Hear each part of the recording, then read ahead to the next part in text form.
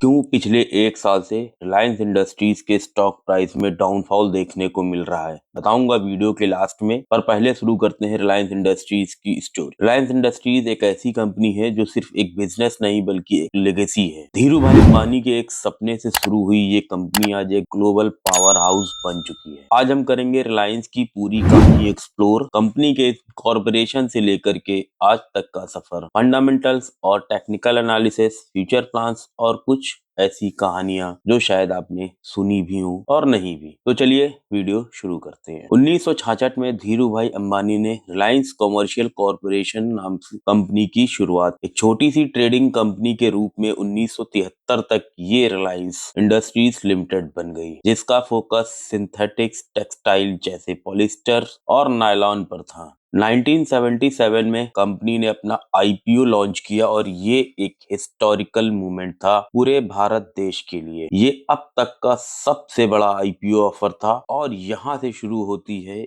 एक नए एरा की कहानी। रिलायंस के आईपीओ को इन्वेस्टर्स ने इतना अप्रिशिएट किया कि वो इंडिया का फर्स्ट इक्विटी कल्ट बन गया। कुछ ऐसी कहानियां जो शायद आप लोगों को पता भी हो और नहीं। कहा जाता है कि धीरू भाई अंबानी ने स्मॉल रिटेल इन्वेस्टर पर फोकस किया था। उन्होंने उन लोगों को स्टॉक मार्केट का हिस्सा बनाया जो पहले सिर्फ बड़ी कंपनीज का खेल हुआ करता था। जब रिलायंस अपने रिफाइनरी प्रोजेक्ट्स के लिए फंडिंग ढूंढ रही थी, तब उन्हें डोमेस्टिक बैंक से कोई सपोर्ट नहीं मिला था। मतलब बहुत बड़ी सोचने वाली बात है। इसलिए उन्होंने ग्लोबल बैंक्स के साथ डील फाइनलाइज की, जो उस टाइम एक रेवोल्यूशनरी मूव था। एक और बात, मुकेश और अनिल अंबानी के स्प्लिट के बाद रिलायंस ने जो ग्रोथ दिखाई है वो एक टेक्स्ट बुक केस है कि कैसे एक फोकस्ड लीडरशिप का फर्क पड़ता है। कंपनी के फंडामेंटल्स ओवरव्यू पर अगर हम नजर डालें, आज रिलायंस इंडस्ट्रीज के पास डाइवर्सिफाइड बिजनेस है। Refining, petrochemicals, oil and gas, telecom और रिटेल। इन सब पर एक क्विक ओवरव्यू ले लेता हूँ। रिफाइनिंग और पेट्रोकेमिकल्स, रिलायंस की जामनगर रिफाइनरी दुनिया की सबसे बड़ी रिफाइनिंग कॉम्प्लेक्स है जो लगभग 1.2 million barrels per day process कर सकती है। यहाँ से कंपनी का रेवेन्यू का मेजर चंक आता है। टेलीकॉम में जियो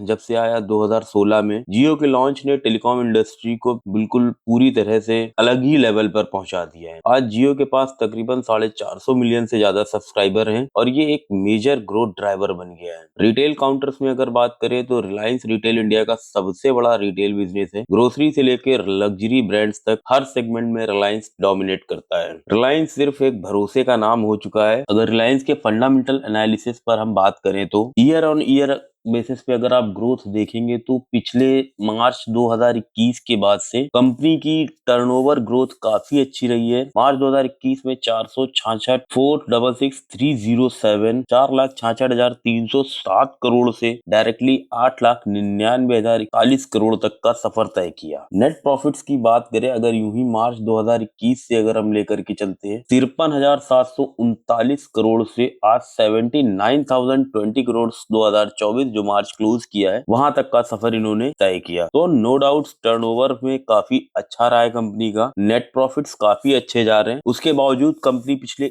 एक सालों में बहुत लोअर साइड में परफॉर्मेंस दे रही है। ऐसा क्यों है उसके बारे में भी वीडियो में आगे डिस्कस करते हैं चल करके। नंबर्स की बात करें, आज के टाइम में रिलायंस इंडस्ट्रीज का मार्केट कैप लगभग 17 लाख करोड़ का है। ये जनवरी 2025 में के हिसाब से अभी टिल डेट में अगर आप देखेंगे तो लगभग इतना ही देखने को मिलेगा। पिछले 5 सालों में स्टॉक्स ने इन्वेस्टर को कंसिस्टेंट रिटर्न दिए। डिविडेंड पे आउट और प्रॉफिटेबिलिटी की बात करें तो ये एक इन्वेस्टर फ्रेंडली कंपनी है। अभी आते हैं टेक्निकल एनालिसिस और मोमेंटम पर। तो टेक्निकल फैक्टर्स अगर मैं बात करूं अभी बीइंग एज अपने इन्वेस्टमेंट के लिए, तो मेरे लिए ये स्टॉक अभी के लिए फ्रेश एंट्री के लिए नहीं बनता है, क्योंकि stock 200 moving average plus 50 day moving average के नीचे चल रहा है। इसमें फ्रेश एंट्री मेरे लिए जब बनेगी जब ये स्टॉक प्राइस लगभग 1400 के रेंज को क्रॉस करता है, तब यहाँ पे हम एक अपसाइड में मोमेंटम देख सकते हैं। क्योंकि स्टॉक प्राइस 16 जुलाई 2024 में 1609 रुपए के आसपास से नीचे लगातार डाउन साइड में ट्रेड कर रहा है।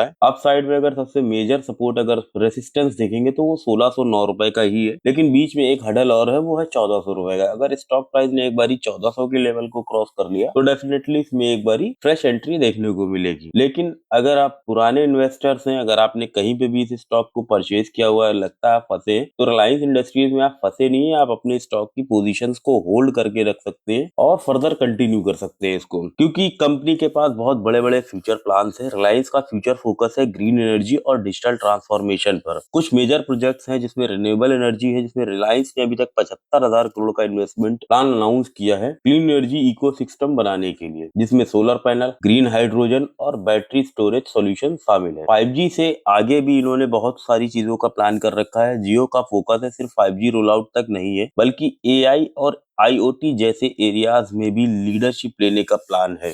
रिटेल एक्सपेंशन पे बात करें तो रिलायंस रिटेल अब टीयर 2 और टीयर 3 सिटीज में भी अपना नेटवर्क एक्सपेंड कर रहा है और ई कॉमर्स के थ्रू Amazon और फ्लिपकार्ट को कॉम्पिटिट करने की तैयारी में लगा हुआ है। अब बात कर लेते हैं कि स्टॉक प्राइस आखिर पिछले 1 सालों में ऐसे कहते कि मतलब पिछले 1 सालों में ये स्टॉक प्राइस इतना ज्यादा नीचे क्यों आ रहा है। तो देखिए, अगर स्टॉक रिलायंस की बात करी जाए तो रिलायंस का जो सबसे मेजर सेगमेंट है जहां से उन्हें पैसा सबसे ज्यादा आता है वो उनका रिफाइनरी बिजनेस। और अगर हम बात करें पिछले जुलाई 2024, जहां से ये 15 जुलाई के आसपास स्टॉक प्राइस गिरना शुरू किया है, तो वहां पे सबसे बड़ी वजह रही है इजराइल और पैलेस्टाइन के बीच में जो एक कॉन्फ्लिक्ट चल रहा है उसको। उसके बाद स्टॉक प्राइस में एक डाउनसाइड में ट्रेड देखने को मिलती रही। हालांकि बीच बीच में छोटे छोटे करेक्शंस आए भी, लेकिन सस्टेन नहीं कर पाए उन करेक्शंस को और प्राइस नीचे के नीचे कंटिन्यूसली चला गया। उसकी रीजन ये है कि रिफाइनरी बिजनेस में है और क्रूड ऑयल के प्राइसेस भी कंटिन्यूसली सस्टेन नहीं हो पा रहे हैं। कभी को बहुत ज्यादा नीचे जा रहा है और कभी को बहुत ज्यादा ऊपर चला जा रहा है। तो मेजर बिजनेस जिस चीज का है रिलायंस का, वो रिफाइनरी बिजनेस का है। इसकी वजह से ही पिछले 1 सालों में और अभी हाल फिलहाल 1-2 दिन पहले भी